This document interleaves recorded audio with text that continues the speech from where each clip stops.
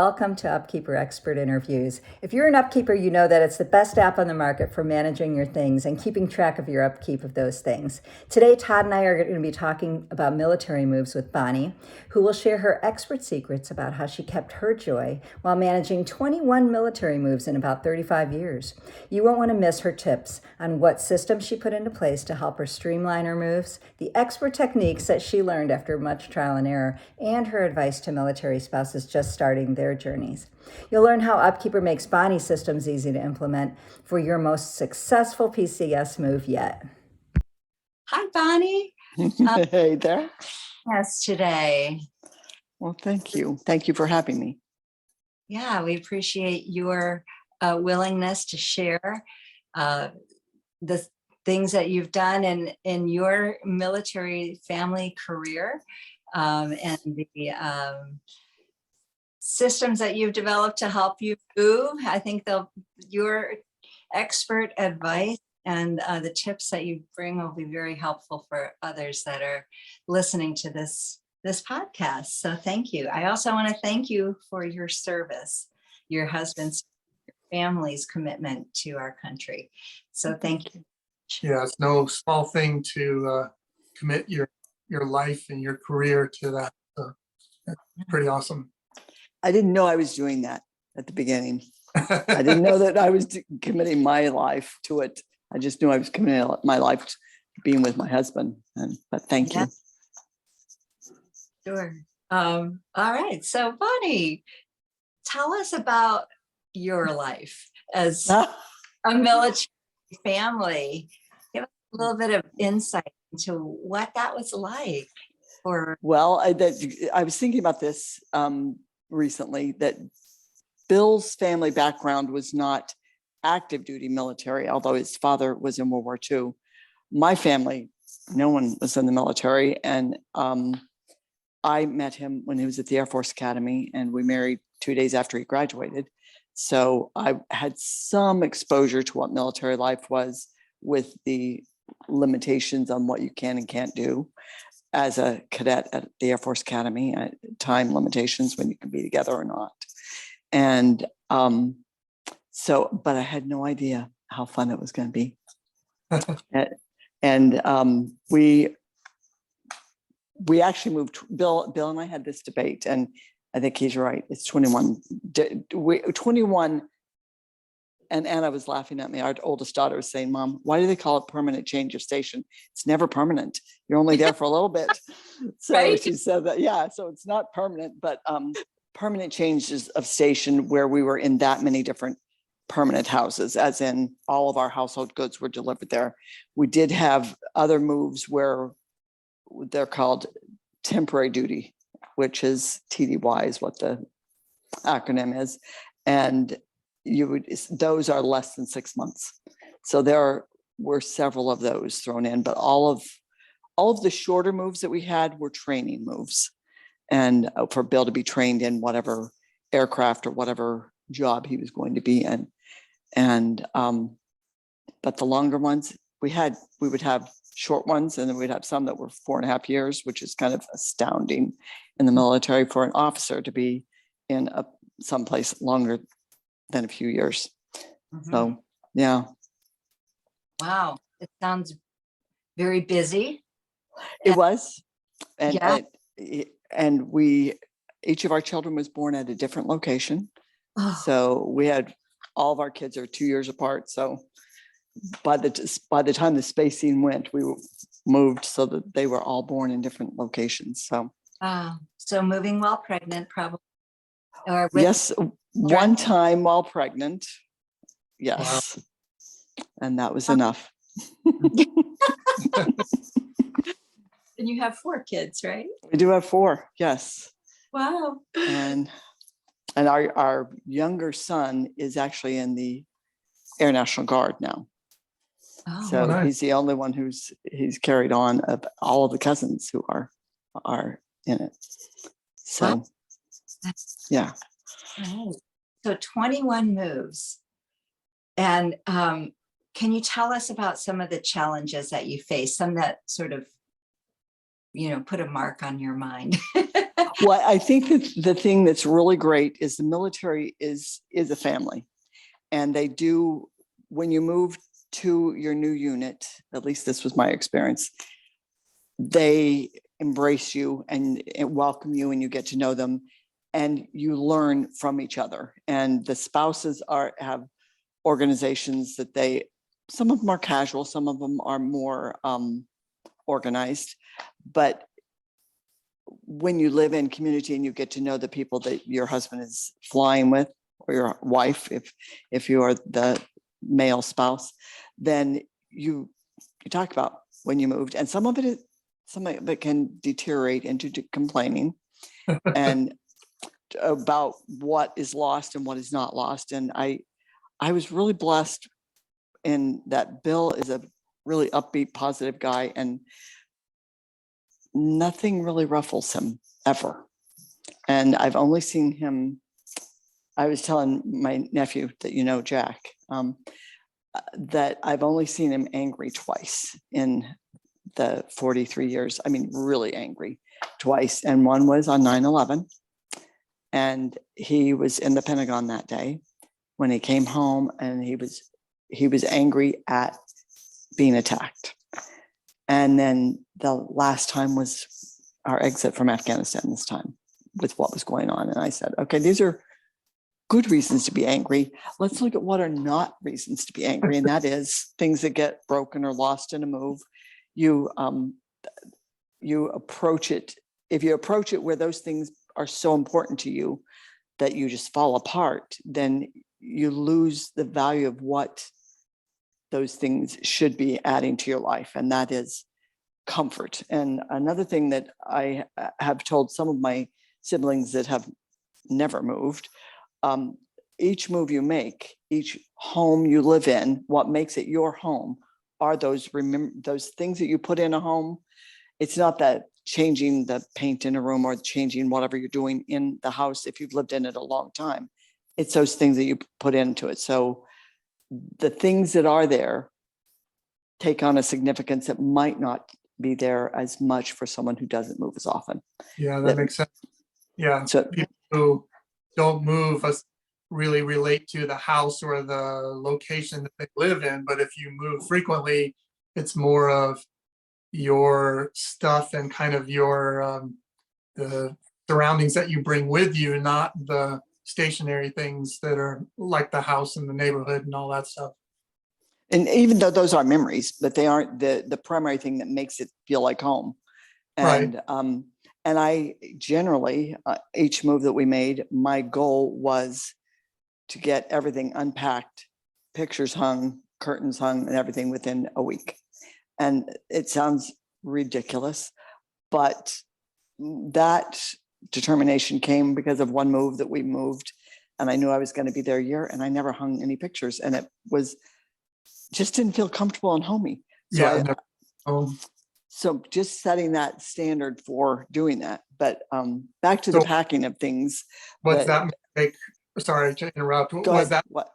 early in your moves? You said you did one move where you didn't really unpack for a year. Was that an earlier? That was rather early. Yeah, that was actually when I was pregnant when I arrived.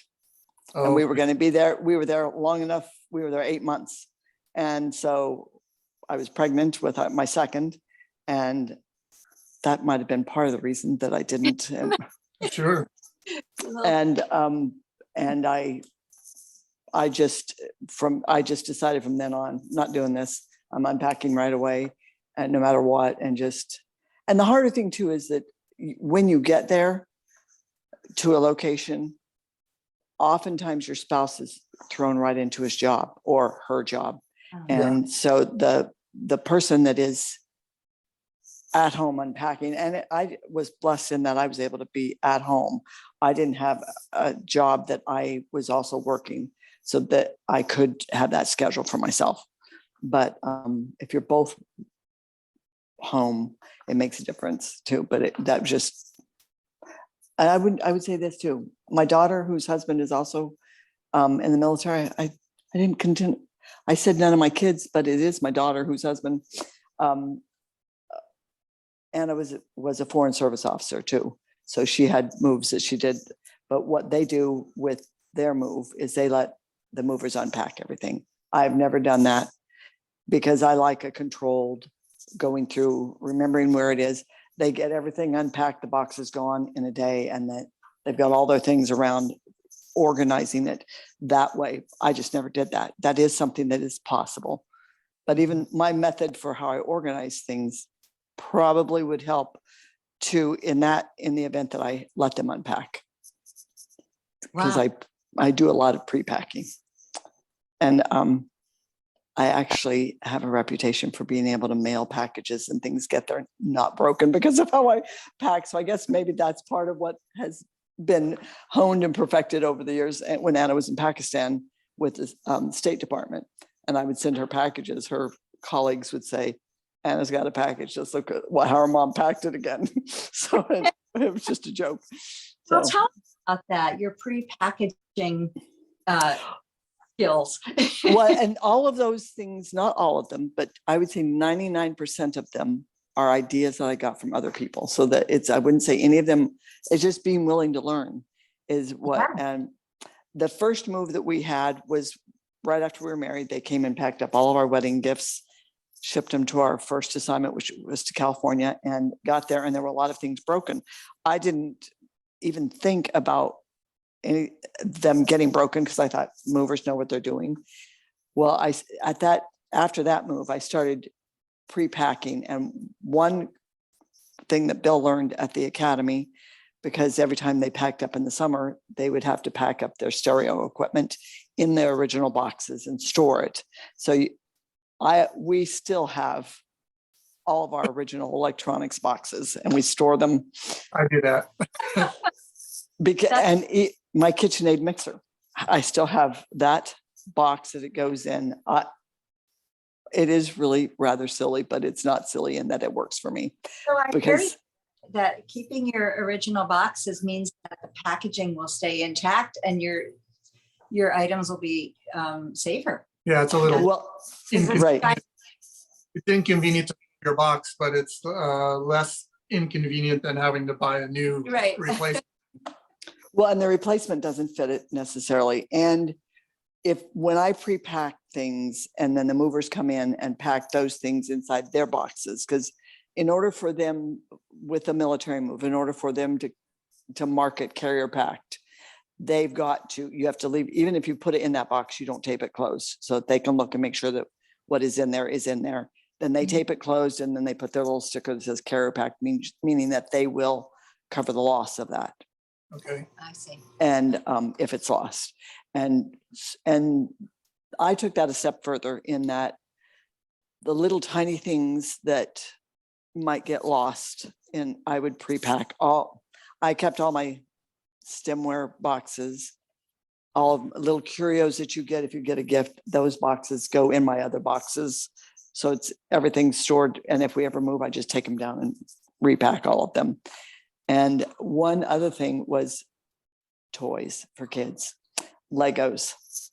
I had, this was obviously later on too, I had a Lego bucket that all the kids would put other things in. Well, one of the movers came and dumped that bucket into a box. And I just had a cow. I said, what are you doing? And they said, well, at that time they wouldn't take plastic buckets and use them as a container. So my lesson learned there was I started pre-packing all of their Legos in Ziploc bags or cloth bags that tied and have those ready to go in there in the bin so the little pieces wouldn't get lost. So that type of detail. Yeah, it's a great idea. And they can still see the contents and sign off on it as Right. Right. And they would put it in their box and then they would stack up all of our containers that were what the kids used for pulling them out and not. I was even thinking about linens. This was another lesson that I learned when we moved overseas. 2 lessons for making things not smell funny when they get there. Mm-hmm. I would take, and I don't know if they even still make these. They're really large bags that you can vacuum seal them, use a vacuum it. And I would put a dryer sheet in it and vacuum seal it. But I would get smaller amounts in so that they would distribute them through boxes, because movers will pack things in really large boxes and they want the minimal amount of boxes possible. Well, one of our boxes that was supposed to be a hanging closet got to an assignment and it was totally filled with all of our linens. So I started paying attention to doing it in smaller amounts so that they wouldn't do that, because it's so heavy I couldn't move it to the room I needed it in. Mm. And so pre-packing those, then if you move a freezer or refrigerator, and just putting kitty litter in a sock and throwing it in there before you lock it so it doesn't stink when you get to the other end. Those are all things I learned from other Cool. people. Wow, great tips. So you've had to move major appliances like that? The only thing we moved was a freezer, because that's the only thing we usually purchased, because most of the time, I say most of the time, our early moves we mostly lived in base housing, and they provide the basics. They don't, washer and dryer are not there. They refrigerator, oven, dishwasher. That was several moves later. We didn't have a dishwasher at first, but now I think everybody does now at most of the places, but I may be wrong on that. So just our freezer was the only one. But I just learned that made it not smell funky. Yeah. There was something else I was thinking about. I think that's about just thinking those things through of what you're going to need. Oh, I know what I was thinking of. One of our moves early on was a great movers. Donnie and Marie are the names of the movers. That's why I remember their names. That was an elderly lady and a really young guy, and they were the best. But they had a box that they put a red tape around it that they called their hot box. And everything that we needed right when we first got there went into that box. And it was, Really? the things to put the beds together, all of that went in there in a Ziploc bag in there. All of that type of thing, preparing so that you won't lose parts. And then having the box that has the red tape, so I need that box first, and tools or whatever you might need would be in that box. Okay. So I hear you saying that it's important to have a system where you have things contained so little things don't get lost, and have in your system a way to live that first day that you get there. This hot box, it's a very important things, that you might not really consider. Even if something I was thinking that might be great for your app is if in the list of items that you could have it organized so that when it gets packed into a box, you might know that the box number when it comes off the truck and say, I need that set over here. Because you have an inventory, and each box has its own number and they write what's in it. Yeah. I would go through when they were done for the day, I would go through and write in my own handwriting so I knew what was really in that box.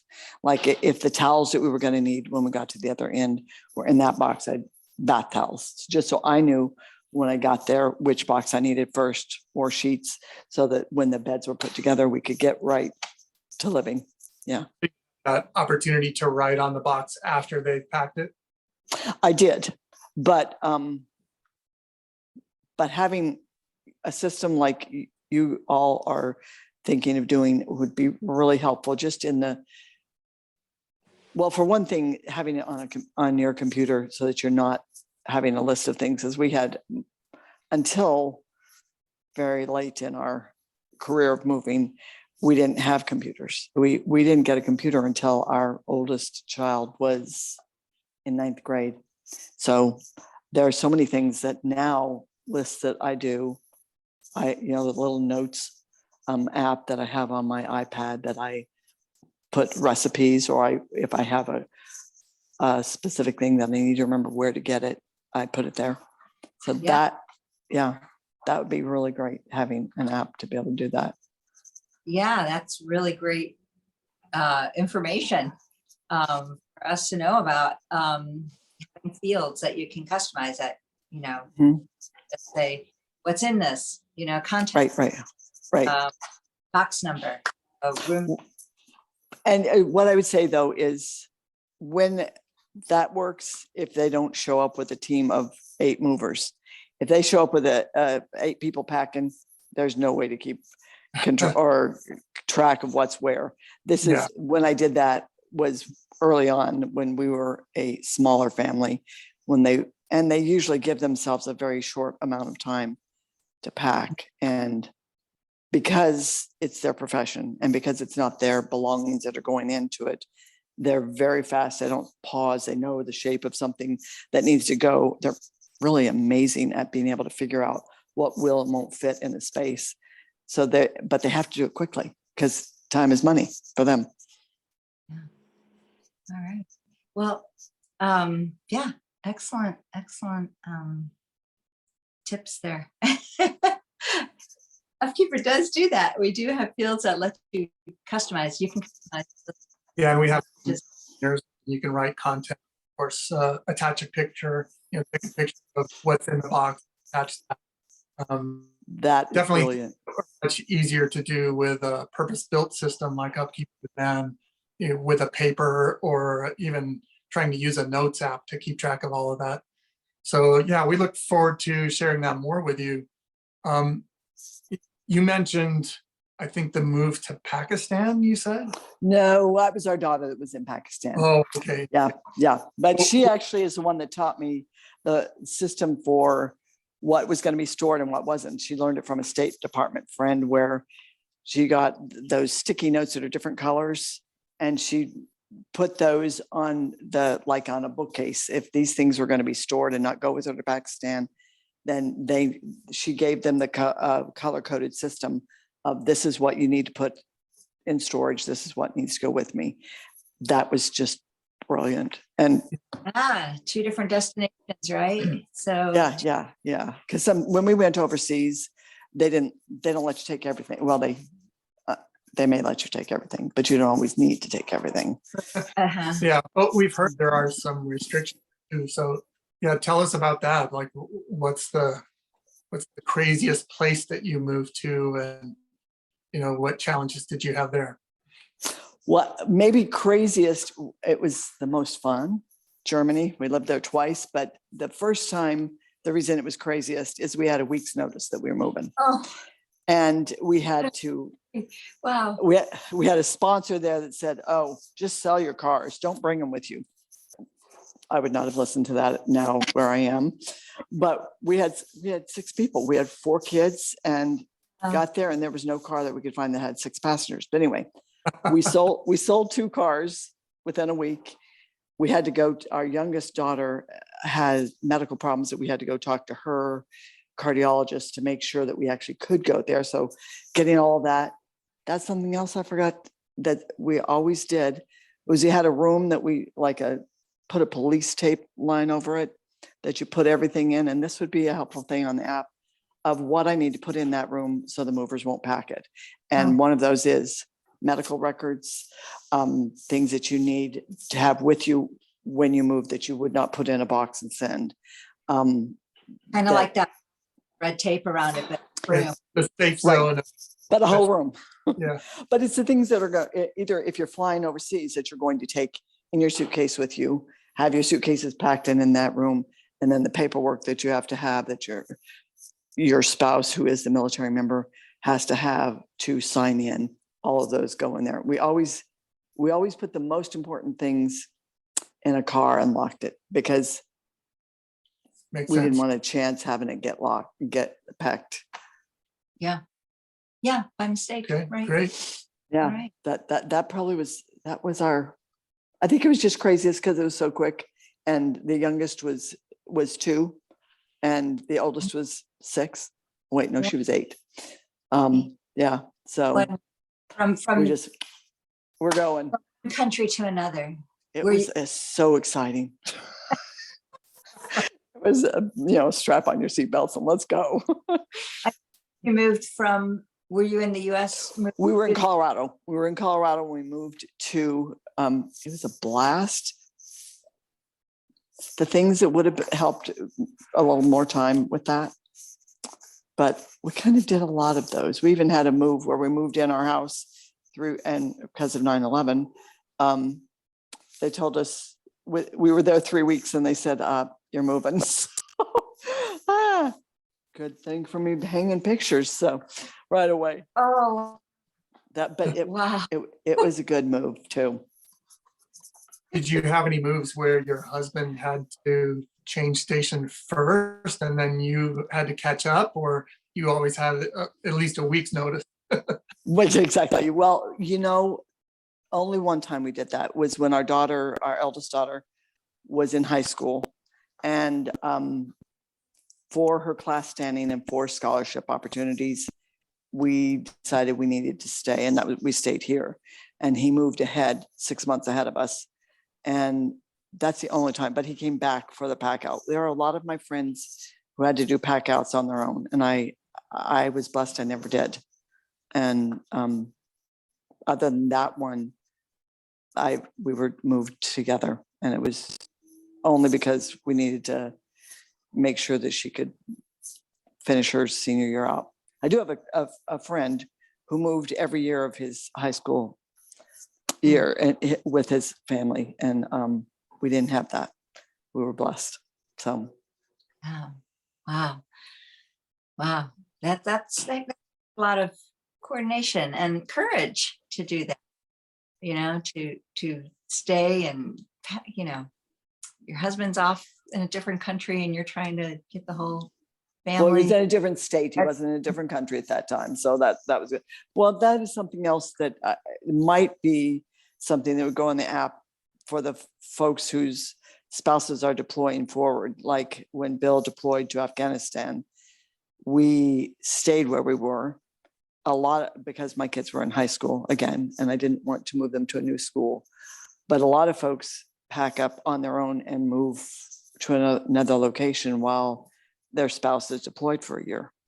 And so doing that all on your own, having an organized system could really be helpful. And just all the things that you need to go through, how you go through getting your records, because we always use military medical care, but a lot of folks don't. So having to get to all their different doctors, because they have the option of using civilian doctors now. So what's the difference there? The military keeps all your records, or are you carrying your records with you? Both. Both. Both. You carry a hard copy, and then they have a computerized system where they've got access to it. But initially, before computers were really being used widely, we had a hard copy of everything. Yeah. And it's, like you said, those are records that you want to make sure you have.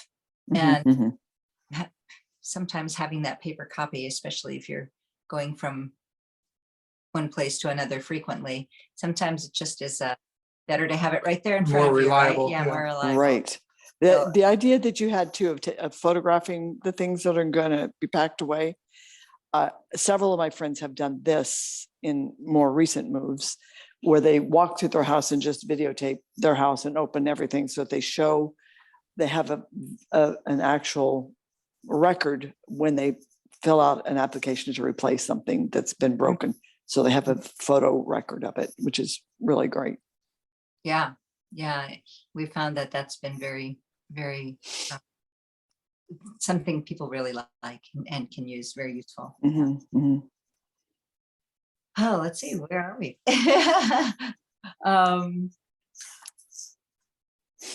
So you mentioned that you created friendships and sort of a family, and people help each other out. You get tips, and so how do you, when you get to, how do you, I guess you're constantly in this state of moving to a new place, and you're just meeting new people all the time. How does it come up? I mean, you talk about, hi. How did your move go? Or how do you get the conversation? Yeah, is there a community like in the military line or anything like that where you exchange ideas like that, or is it just cocktail parties? Or A little bit of that too. shared experiences, I think probably because you have the common experience of moving. And one of my friends that just moved to Hawaii recently, her husband's Army, said, we were talking about this, and she said, I don't look at it, even though I'm going to miss the friends that I'm leaving, I look at it as I'm going to get more friends, that I'm going to get to meet some more people that are going to be amazing. And I think the hardest thing for me moving after the military is that I didn't have those common connections. I didn't have children in school still. I didn't have a unit that we were going to go to and go to a cocktail party, or go to an event with someone as a group. I didn't have that. So it was harder. The military, because of the way the friendships are naturally developed, just because of the job you do together and the job you do as a spouse, being there and connecting. And I think just those common experiences are what developed those friendships. And I think horror stories of things that go wrong sometimes, saying, we had a friend when we were in Germany who their whole crate with all of their things dropped Like in the ocean. Container. Yep. Their shipping container went in the ocean. Oh, So nothing made it there. And Wow. it's kind of like, I have a sister whose house burned in a fire in the mountains in Colorado. And the experience of all those things gone, the things that you learn about yourself, they're really deep lessons. But it's also a good thing. What I'm thinking of is the record that you have, and having something that's not dropped in the ocean, something that's not burned up. You have a record of what it was, so you know what you like is what will make your home feel like home again. Yeah. And moving on. And something else I was thinking about, that popular method of organization and getting rid of things, the KonMari method, of taking something and going, I've really enjoyed this. I'm so glad I have it. I don't need it anymore. It's gone. Or even something that's ripped out of our lives through loss like that, to say, I'm so glad that I had this for this amount of time, is something that I've tried to do. Yeah, Interesting. going back to at the beginning, what we were talking about, when you said that your husband, Bill, you've only seen him mad twice. So, be mindful of what really is a reason to get mad. Yeah, I think my entire dropped in the ocean would make me mad. But yeah, you can definitely let go of those things, right? It's just, Well, it's traumatic, and you do get counseling, and you do get help to get through that, because it is something that you don't expect. And Yeah. and part of that is just the human experience of what makes life happy and joyful and pleasurable. Sometimes those things being taken away makes you focus on what's really important. I appreciate relationship you have, or the health or whatever, things you can celebrate. Really. Right. It is. That your family's there, that you get to be together. Right. Yeah. Mhm. Good point. All right, Yeah. cool. So given all of those tips, those lessons learned, and that kind of philosophical approach to moving, what advice would you give your younger self, or a version of yourself who's just starting out, maybe coming into this, they've never moved before, or they've moved, Mhm. done it poorly? What kinds of things would you say, here's an approach, or advice that you would give them? I guess first is prepare. Just do the very best you can, getting ready but don't let the preparation overwhelm your life. So that me getting ready and pre-packing, I had to be really careful not to neglect what my kids needed at that moment, or what I needed at that moment, or my husband needed at that moment. Then if it doesn't go the way you want it to go, and something does get broken or get lost, let it go.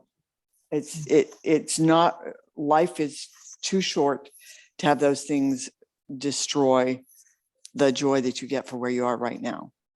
And I think the anxiety that I had at times in getting things right and doing it the way that I right, as in my right, doing it the way that I wanted it.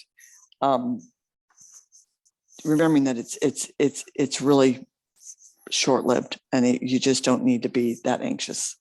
Just getting, but having a schedule does help you with that. I think if you think about, I was thinking about this too. My husband flew in the Air Force, and when you fly, you have a checklist that you do, and every time you get in a plane, you go through this checklist so that, and you do the things exactly the same way every time. And while you're flying, you practice for emergencies.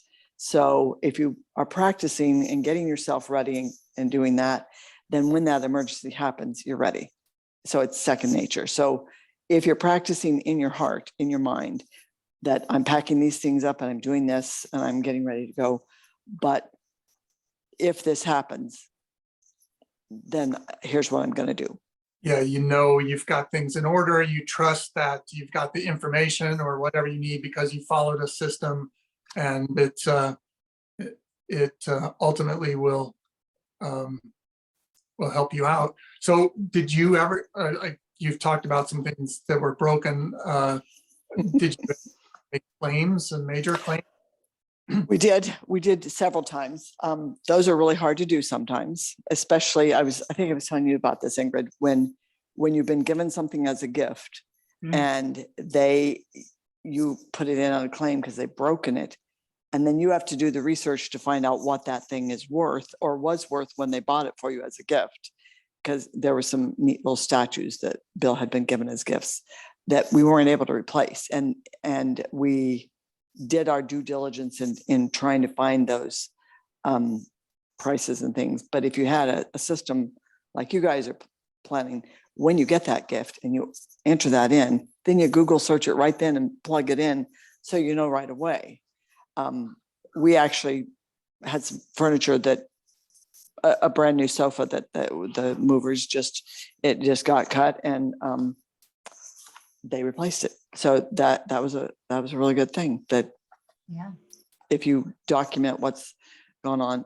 And the other thing, I don't know if this would be something that would be good for your app, is when you get there, if you can go through and each item that's on there, check what the condition of it is when it arrives, so you can make a note of that. Like that, our couch that got destroyed in that move.